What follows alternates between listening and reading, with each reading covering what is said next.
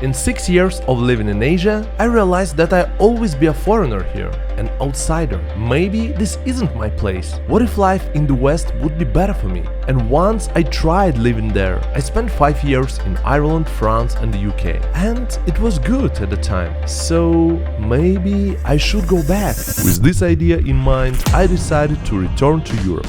Mixed feelings. I've not been to Europe for a while. I don't know what to expect. The plan is to fly into Paris, rent a car, drive to northern Italy, spend time with friends there, and then head back through the south of France and Monaco, returning to Paris. On the way, I'll compare life in Asia, particularly Singapore, to life in Europe. For convenience and structure, I'll use these criteria on the screen. I want to debunk the most annoying stereotypes. Asia is unbeatable. Europe is unsafe. I'll chat with people who have actually moved to Europe, and you'll see real life, no filters. People rob you straight away. French lifestyle. Literally that's the space. It was impossible to find a parking spot. I cannot stand. It's just my honest opinion. And at the end, I'll try to figure out whether it's better to live in Europe or Asia. So, here we go. Flying to Paris. Exciting.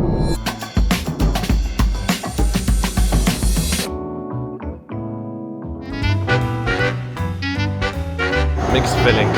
I've not been to Europe for a while. I don't know what to expect. So far it's quite cold, honestly.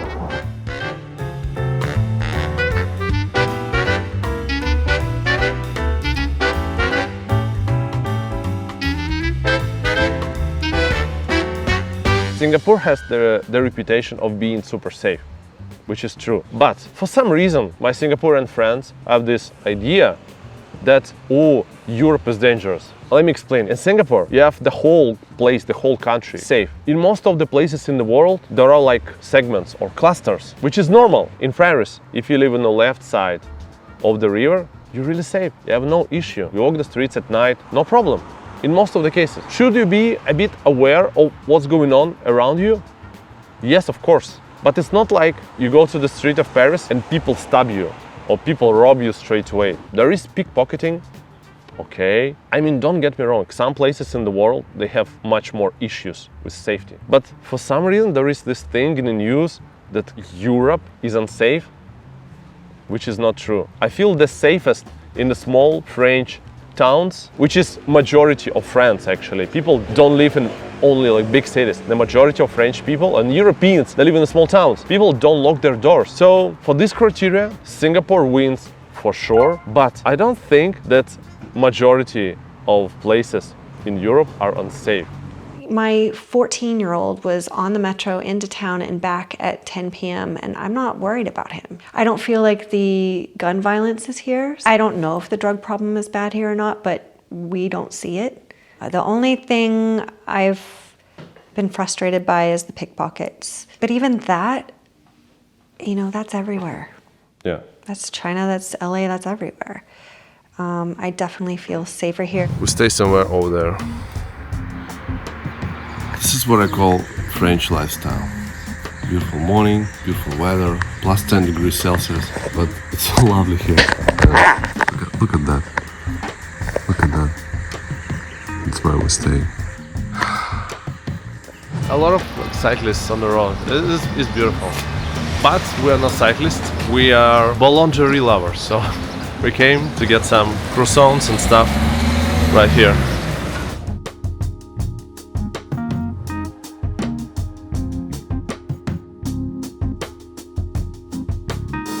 Food. This one will be the short one.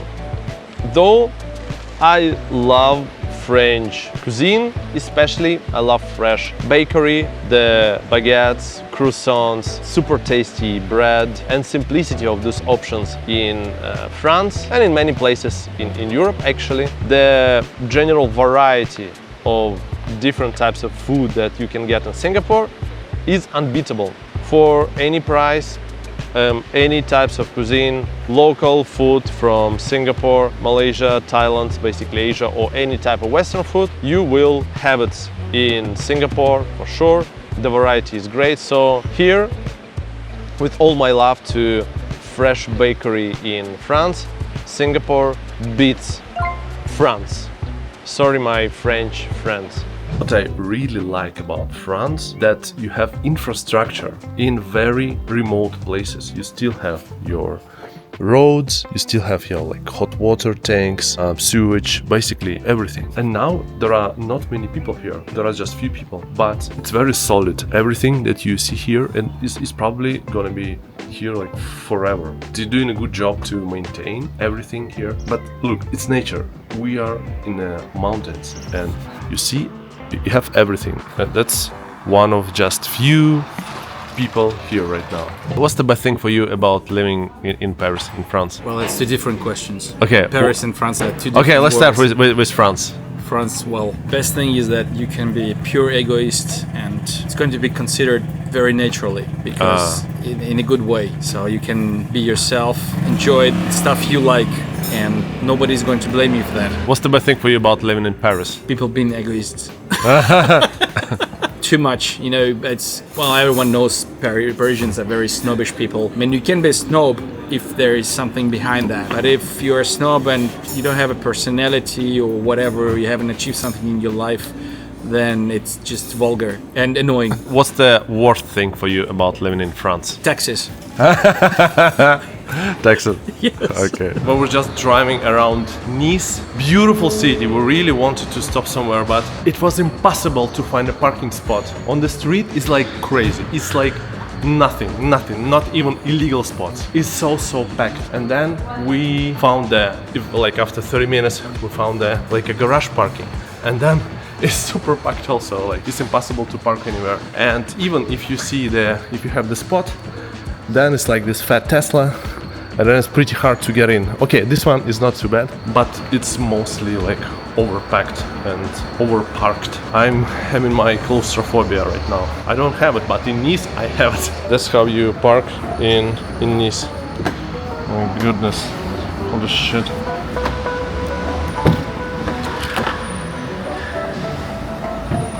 That's the way. Ridiculous. See, Nice is very busy. See, a very lively atmosphere. And you know what? They have trams. I love trams. I think trams in the city, it's one of the best things actually that you can have. See, nice. Ooh, and the tram is beautiful. Modern. Love it. I remember thinking, oh, the Parisians are not known for being nice or friendly, Yeah. but everyone here has been incredibly friendly. Yeah. And very quick to speak English, actually. I wish they were more not willing so that I could learn my French better. But I remember coming when I was 16 and thinking, oh, they're so grumpy. They don't like any of us. They're so snobby. But that's not the feeling I have at all now. Yeah. If you compare Singapore to the rest of the world, for the cost of living, Singapore is losing for sure and is getting more expensive. That's the fact. Though, if you go to London, I think London is kind of on a similar level as prices in Singapore, but the quality of what you get for your money, I think it's lower in London. Paris is amazing actually. The quality of life that you can get in Paris for your money beats Singapore, but probably cannot beat Bangkok or Bali or Phuket. If we compare purely, let's say, Singapore to Paris, Paris is winning because you get more for your buck. Though I like the quality of houses in Singapore. Like the condo concept doesn't really exist in Europe, but if you want to live in nice old house, very authentic one, there are of course the variety of the places in Paris, and they're more affordable than kind of the same size apartments in Singapore. So to me, comparing Singapore to Paris in terms of the cost of living, Paris is winning. What's the best thing for you about life in Switzerland? Quality of life, I would say, nice climate, and mountains are nearby, so you can ski or take a hike pretty much every day. You've been there for like 10 years, right? Yes, I'm not bored. It's always cold. Yeah. What about the quality of like apartments and houses? It's pretty bad. The market is very competitive for tenants, overpriced a bit, but yeah, this is something that we just need to get used to and live with that. And you in Zurich? And Yeah. yes, I am based in Zurich, and if you are thinking about just moving to a different city or changing the location, etc., you need to think in advance and really Swiss style in advance. Ah, Few months and maybe years. Yeah, not like in Dubai or something, or even Singapore. But Yeah. it's, I mean, if you have money, you can afford Yeah. to find something quickly as well. How much would be like a three-bedroom apartment in Zurich?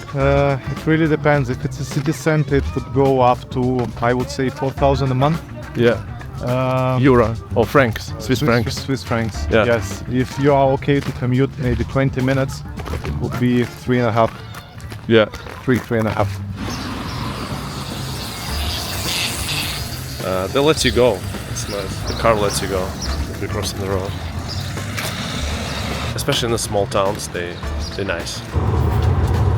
I keep forgetting that I have to be on the right side of the road, not on the left side like in Singapore. Yesterday I was actually start driving on the left side after the roundabout. And Lena was like, you're going on the wrong side. I was like, oh shit, yes, true.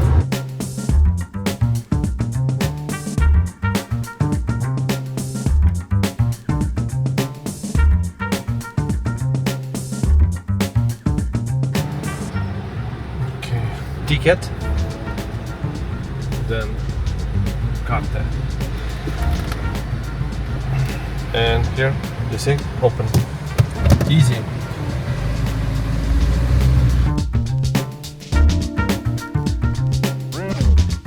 The ease of visa paperwork plus ability to get the permanent residency and a passport, the citizenship. Okay, let's start with the paperwork. In Singapore, paperwork is very straightforward.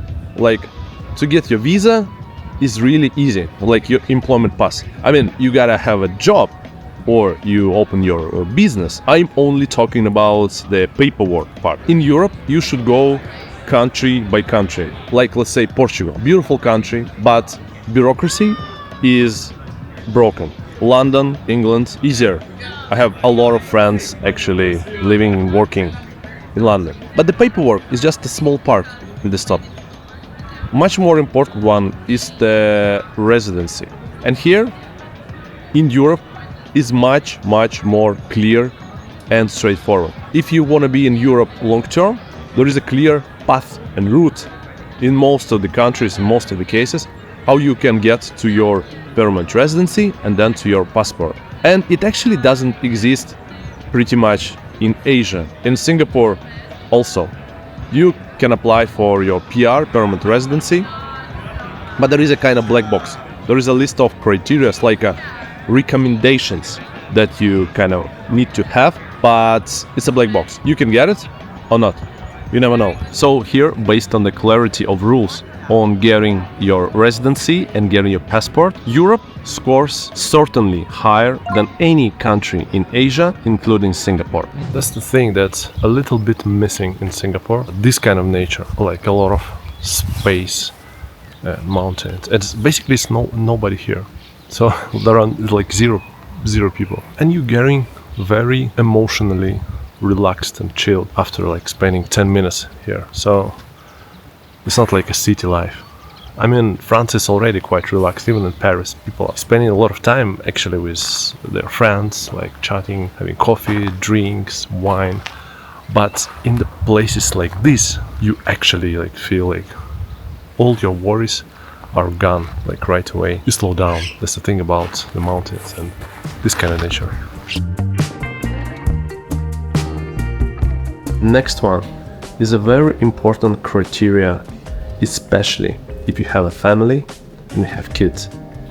That's the ability to have a domestic helper for your like daily routine, for your kids, cleaning, doing dishes, laundry. And here Asia is unbeatable. Either is China or India or Singapore or Malaysia. In most of the countries in Asia you can find it, but in the US, impossible. Europe, impossible. Or it's gonna cost you a fortune. The funny thing about the lift here, well, that's the lift. Hopefully it's coming. But the thing is, we are in the middle of the floor. So you see, That's the third floor, that's the fourth floor, and the lift is 3.5. Hopefully it's coming. This is a bit weird. So we stay there, again, between 4 and 5. Let's see if we can get the lift. Alright. That's not the most convenient way. The lift is small. That's it. Okay, look at this. We're going to the ground floor. But that's it. Literally, that's the space. So the funny part is here. See?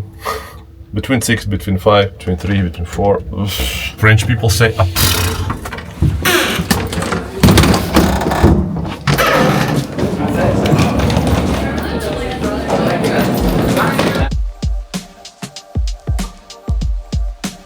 Traffic. This one is easy. In Singapore, you don't really have much traffic. Some people would disagree. It's like AYE is super busy during the rush hour. Yeah, I mean, during the rush hour, it can be bad, but not as bad as many places. So if we are speaking about the cities, the big cities, then Singapore beats every other city in the world. Another thing about Singapore, I commute there normally by my motorcycle. If I need to travel somewhere with my family, we take either public transport, normally bus, or we take a taxi. And it's super convenient, and we start complaining when it's like more than 25 minutes ride by taxi somewhere in Singapore, which is absolutely ridiculous if you talk about like London or New York or Paris. So in Europe, it's pretty common. Most of the big cities have decent public transport, but it's not always as reliable as in Singapore. Next is the very important criteria for me, which is the place should be a good international travel hub. And here is the tricky one, because like Singapore is perfect. You know, Changi Airport is the best airport in the world, and you are up to like 4 or 5 hours flight away from many places like India, China. So if your interests lay around these areas, Singapore is perfect. But if you're connected to the US, then it's actually pretty far away. My good buddy, he was in Singapore, and then he moved to Ireland, to Dublin, and now his flight to New York is like 5-6 hours. For me, personally, better be in Asia, especially in Singapore. So it depends. For me, Singapore is better as the great international travel hub. For some people, no. The Tuscany, that's the region we are in right now. It's famous with its wineries, and today we are probably going to one of them. It's still cold, but there is one thing that actually make me like the place quite a lot. You see this?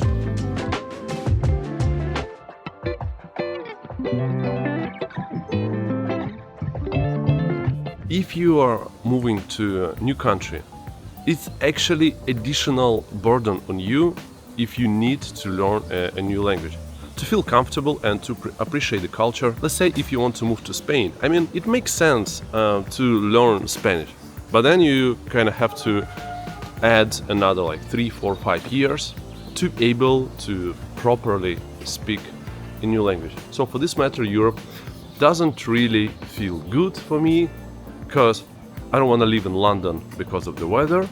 I don't want to live in Ireland because of the weather, and I already lived in Ireland for 3.5 years. So basically, if I ever relocate to Europe, I'll be somewhere in the south of France, or in Spain, or in Portugal. So for this matter, Singapore for me is much better. And the interesting thing is, let's say if you move to Thailand. In Thailand, the majority of even Thai people would try to speak with you in English, because they know that you probably don't know Thai. I mean, you can learn it, and you should learn it if you stay there long term. But kind of the default settings that the foreigner, especially like Farang or Angmo, don't speak Thai.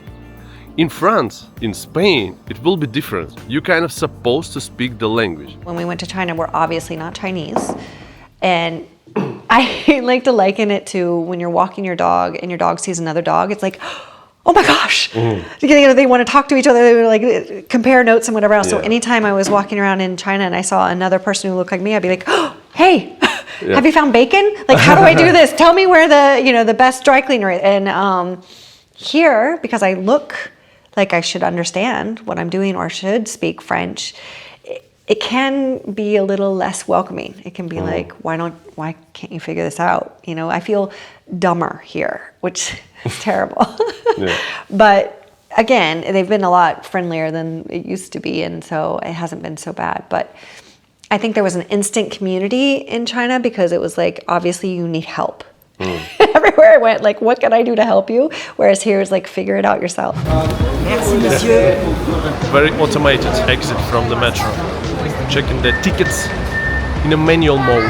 To be honest, I love the metro here compared to Singapore. Like, Singapore metro is super nice, but it's something about the Paris metro. And I like that the distance between the stops in Paris metro is super short. So basically there's a lot of stops, but you can take metro to basically get to anywhere. You don't need to take a bus after metro. You don't see Parisians eating on the metro.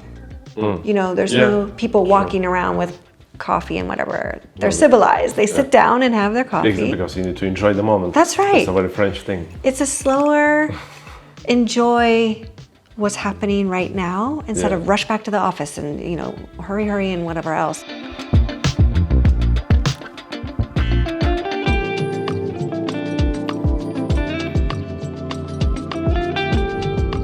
Next criteria is school for Lisa and Dasha, for two of my kids.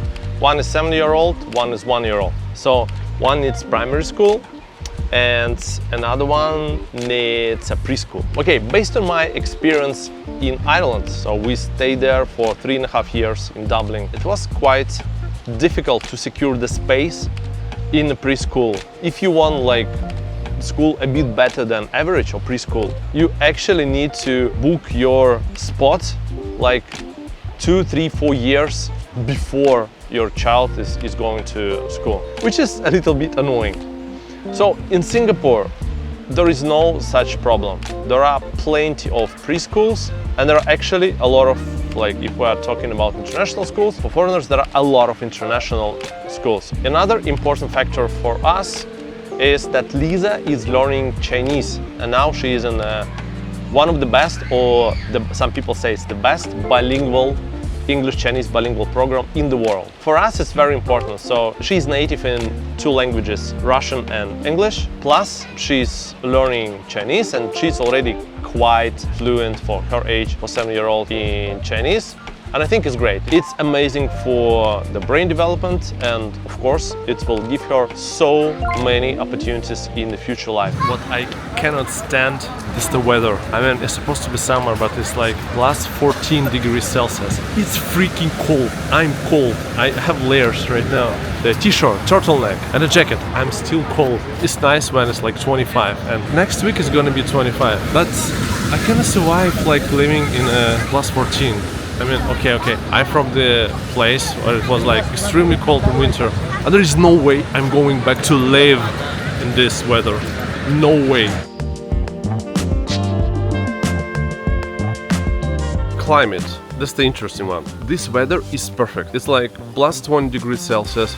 It's not super hot, it's not cold, it's ideal. The thing is, summer in Europe is pretty short. I love seasons. I mean, it's nice to have seasons, but from the convenience standpoint, I kinda prefer Singapore or like Southeast Asia climate, especially with kids. It's much easier to go out if you need just the flip-flops, shorts, t-shirt, and go for you and for your kid. You don't waste time like getting dressed, so it's cool. The downside of Singapore climate, it's a bit too hot. In Singapore it's always like plus 30 degrees Celsius, maybe plus 31 degrees Celsius, pretty much all year long. I would score Singapore a bit higher than, let's say, south of Europe. And we just came to INSEAD event in Fontainebleau, and you see like it's a lot of people. It's networking, seeing old friends, barbecue and stuff. And The best part, this is the Ukrainian-Russian group, just right here. They talk to each other, they can communicate.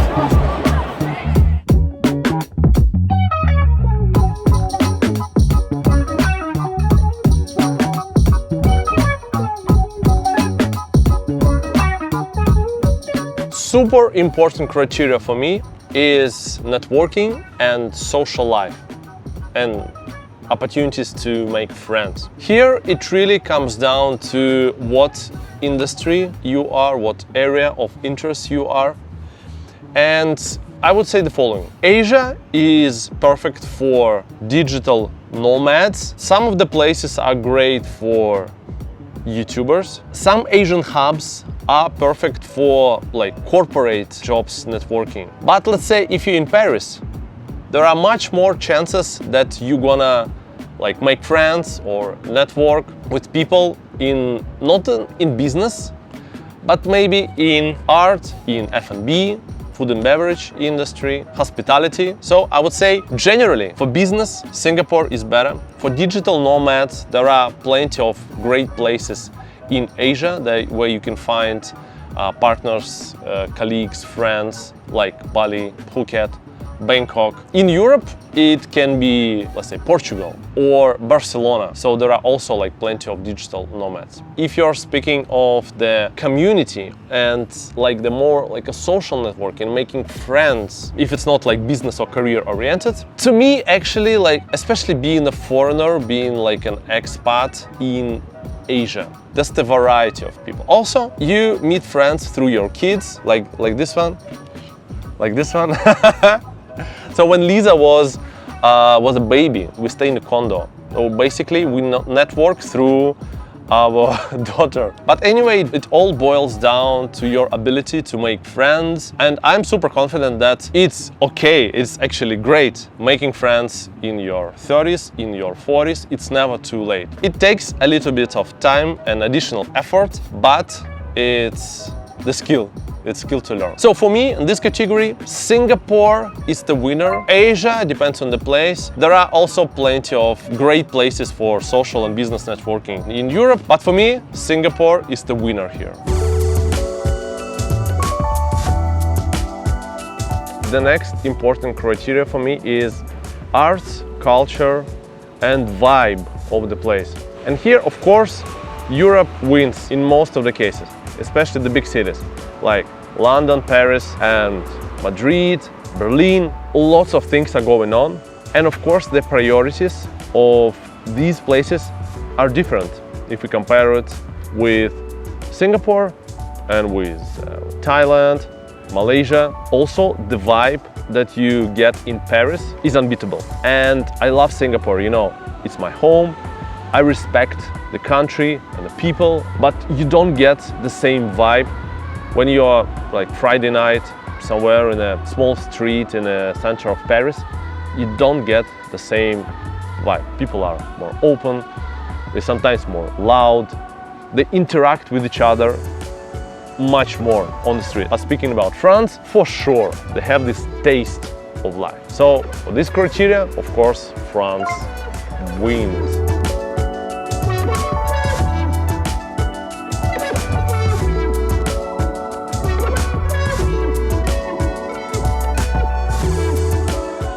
Art. How many museums? I go to a museum once a week. That's been my goal. I go on a tour once a week. So that means I'm hitting either a monument or a museum every week. That means I've seen 60, 70 museums. I still haven't seen them all. I couldn't. There's no way possible. It's just spectacular. They really support and create and promote the arts here. So if you're an artist or an actor, you will get a salary if you're at least in school or, you know, doing, I think it's one job a month or something like that. So they really are allowing people to not go hungry for their art. And I think that's why it's the capital, to me at least, of culture and music and theater and everything. This one is a bit tricky because I will be talking about my view on it for my niche, my business and my YouTube channel. For you it may be different, but I think the pattern is still similar. Asia is more vibrant by any means. Everything is faster in Asia compared to Europe. What about the YouTube scene? In Asia, I would say it's underdeveloped. Not many successful YouTube channels here versus the number of people living here in the region. The main market is still US. The biggest contracts, the biggest deals, the biggest views, the largest cost in terms of the dollar per view in the US. But in Europe there is London, there is a scene there. In Singapore, not really, not much. There are places in Asia, like in Japan, there are some big YouTube channels in Korea, in Indonesia. In Singapore, relatively, because the market is super small, it's just 5.5 million people, there are not much going on YouTube here. But for us it's also great because we know how YouTube works, we know the algorithm. I have a lot of experience basically making YouTube videos. I've been doing it for years. First for my Russian channel about social media marketing, and we were the biggest channel in the niche in Russian language. And we consulted a lot of companies, we helped companies and individuals to grow YouTube channels. So we know this thing because I have experience working on a much bigger market. So that's why it's actually easy for us to get relatively successful here, first in Singapore, then Malaysia, then India, then the Philippines, and more countries to come. By the way, we have a PDF guide, it's a 30-page PDF guide, how to make your first $1,000 on YouTube. If you don't have any experience making YouTube video, no knowledge about YouTube algorithm or production or how to make videos or how to be in front of the camera, so it's applicable for you. I put the guide in the description, link below. It's free and you can start your journey on YouTube if you ever wanted to do it with this guide, your first $1,000 on YouTube. Okay, wrapping up, for business opportunities, for YouTube opportunities, Asia and particularly Singapore is better.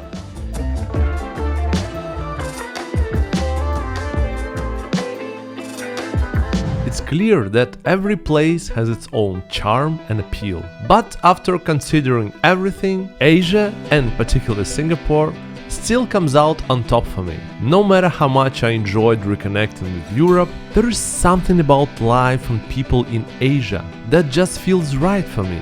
But that's the beauty of it. No matter who you are, you can find a place on this planet that feels like home.